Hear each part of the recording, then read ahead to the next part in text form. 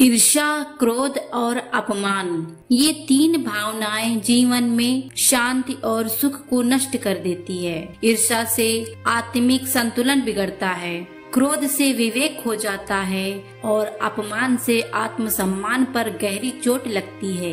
ईर्ष्या, क्रोध और अपमान, चलिए आज इसे बौद्ध कहानी के माध्यम से समझते हैं। टोक्यो के निकट एक महान जैन मास्टर रहते थे।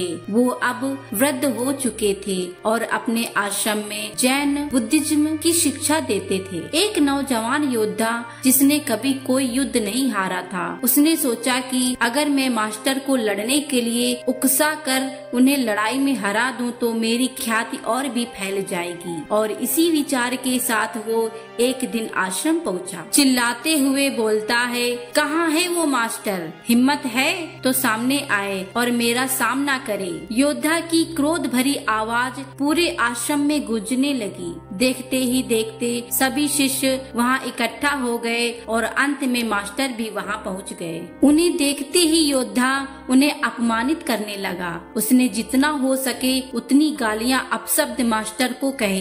फिर भी मास्टर जी बिल्कुल चुप रहे और शांति से वहाँ खड़े रहे। बहुत देर तक अपमानित करने के बाद भी जब मास्टर कुछ नहीं बोले तो योद्धा कुछ घबराने लगा। उसने सोचा ही नहीं था कि इतना सब कुछ सुनने के बाद भी मास्टर उसे कुछ नहीं कहेंगे। उसने अपशब्द कहना जारी रखा और मास्टर जी के पूर्वजों तक को भला बुरा कहना शुरू कर दिया। पर मास्टर तो मानो बहरे हो चुके थे। वो उसी शांति के साथ वहाँ खड़े रहे। अंत में योद्धा थक कर खुद ही वहाँ से चला गया। उसके जाने के बाद वहाँ खड़े शिष्य मास्टर से नाराज हो गए और कहने लगे, भला आप इतने कायर कैसे हो सकते हैं? आपने उस दुष्ट को दंडित क्यों नहीं किया? अगर आप लड़ने से डरते थे तो हमें आदेश दिया होता, हम उसे छोड़ते नहीं। शिष्यों ने एक स्वर में कहा। मास्टर जी मुस्कुराए और बोले, यदि तुम्हारे पास कोई सामान लेकर आता है और तुम उसे नहीं लेते हो तो उस सामान का क्या होता है?